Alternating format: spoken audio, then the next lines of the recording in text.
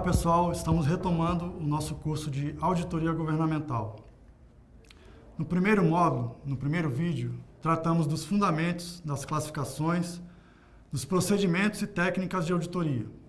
Neste segundo módulo, iremos tratar do processo de auditoria, do plano, planejamento e execução de uma auditoria. A realização de uma auditoria nada mais é do que um processo que possui seus insumos e produtos. O que se espera obter ao final de uma auditoria são os achados de auditoria e as propostas de ações corretivas. O processo de auditoria possui diversos elementos. São eles as fontes de informação, os requisitos, os recursos de transformação, os resultados e os clientes de auditoria. Como exemplo de fonte de informação, temos os critérios de auditoria. Os requisitos são as normas, os padrões, os procedimentos e as técnicas. Os recursos de transformação são os próprios auditores, demais colaboradores e as suas competências e habilidades. Já os resultados são os achados de auditoria, as conclusões de auditoria e propostas de ações corretivas. E os clientes de auditoria são aqueles interessados no resultado desse trabalho.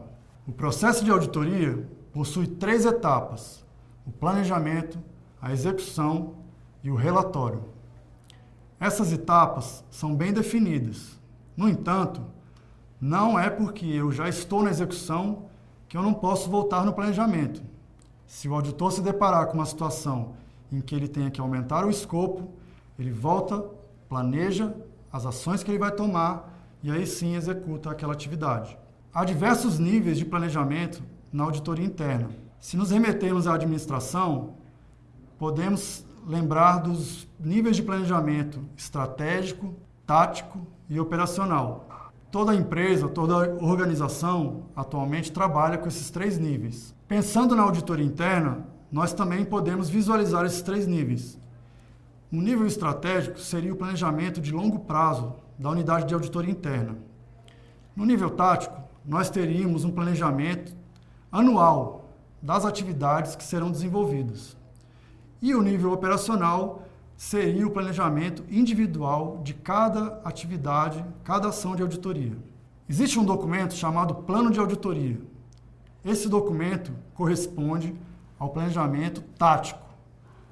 É o planejamento de todas as atividades que serão desenvolvidas durante um ano. Ele é elaborado no ano anterior e aprovado normalmente pela presidência do órgão. Existem várias nomenclaturas para esse documento. A título de exemplo, no MPU, esse documento se chama Plano Anual de Atividades de Auditoria Interna, ou PAINT, como iremos tratá-lo a partir de agora. O PAINT é elaborado levando em consideração tanto a capacidade operacional da própria unidade de auditoria interna, ou seja, se eu tenho 10 auditores ou se eu tenho 20, eu tenho uma capacidade operacional diferente. E também leva em conta as capacitações e atualizações que cada auditor necessita fazer no ano seguinte. A seleção das auditorias que vão compor esse plano é realizada seguindo os aspectos de relevância, materialidade e risco. A relevância é em relação ao quanto esse objeto selecionado é significativo para o meu órgão. A materialidade corresponde à magnitude financeira que este objeto tem em relação ao orçamento do órgão, por exemplo. E o risco significa eu visualizar quais riscos esse objeto pode trazer para os objetivos estratégicos da minha organização. Cada órgão tem a sua metodologia de elaborar o seu PAINT. O importante é esta metodologia estar bem documentada para que todos possam entender como foram selecionadas as auditorias que serão realizadas no ano seguinte. Tratando especificamente do planejamento individual de uma auditoria, cada auditoria percorre o processo que já citamos, de planejamento, execução e relatório. Para cada auditoria é designada uma equipe, que tem os auditores e um coordenador. E cada unidade de auditoria tem um supervisor, que normalmente é o auditor-chefe. Então, ao iniciar uma auditoria, a equipe de auditoria e o seu coordenador, em um primeiro momento, realizam a visão geral do objeto auditado. É o momento em que a equipe colhe informações, pesquisa a legislação, visualiza rotinas, entende fluxogramas, ou seja, tem uma visão geral daquele objeto que está sendo auditado. Durante o planejamento ainda, a equipe elabora o programa de auditoria. O programa de auditoria é um documento que reúne todo o planejamento que está sendo realizado. Dentro do programa de auditoria, está explícito qual é o objetivo daquela atividade, qual é o escopo, qual é o prazo, quais são os recursos que serão utilizados, qual será o universo e a amostra selecionada e quais serão os critérios adotados para serem realizadas as comparações e análises. Também integram o programa de auditoria a matriz de planejamento e os checklists que serão executados durante a auditoria. As questões de auditoria também integram o programa. O que vem a ser uma questão de auditoria? Continuando o planejamento, os auditores elaboram as questões de auditoria. Elas são formuladas com base tanto na visão geral como no próprio julgamento profissional desses auditores. Com base na visão geral, é possível que os auditores já cheguem em alguns possíveis achados. E a auditoria é elaborada justamente em cima de um possível achado.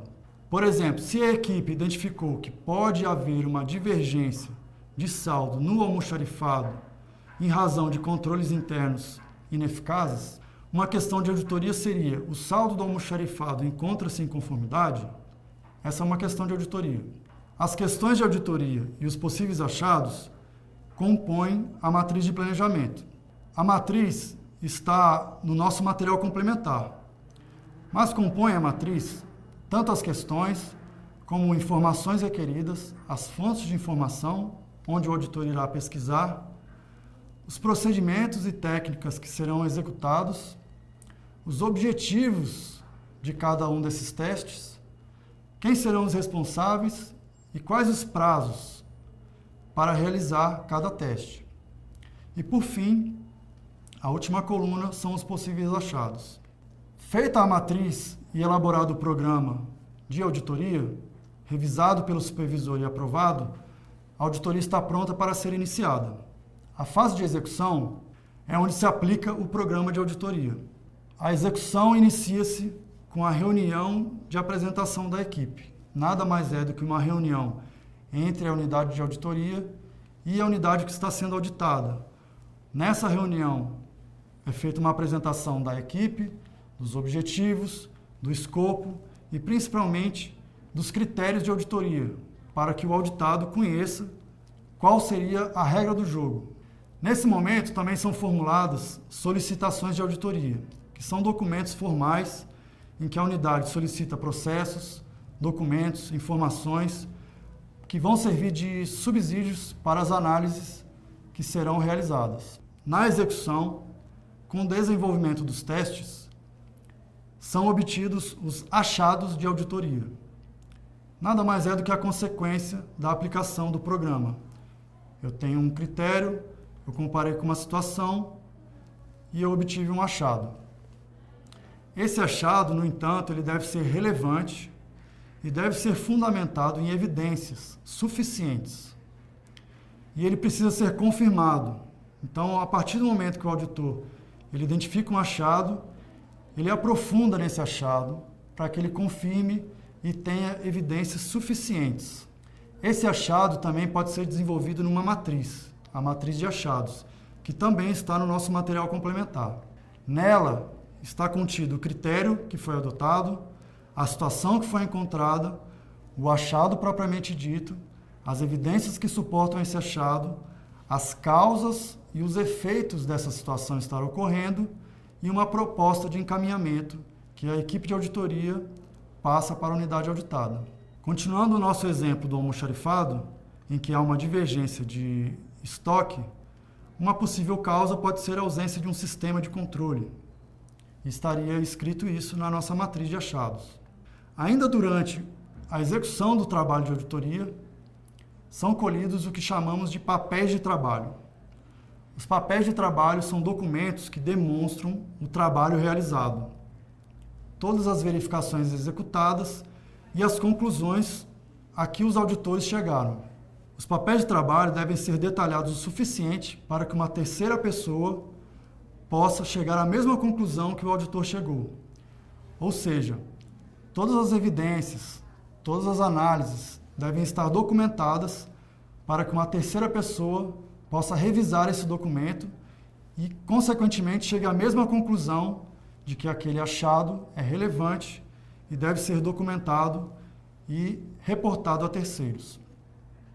Os papéis de trabalho também possibilitam a revisão de todo o trabalho realizado, tanto pelo coordenador como pelo supervisor de auditoria. Estamos chegando ao final do nosso segundo módulo. Foram muitos conceitos e vocês devem ir ao material complementar para aprofundar todo o conhecimento que foi trazido. Lembrem-se de fazer as questões e participar do nosso fórum. Até o módulo 3 e a nossa terceira videoaula. Até mais!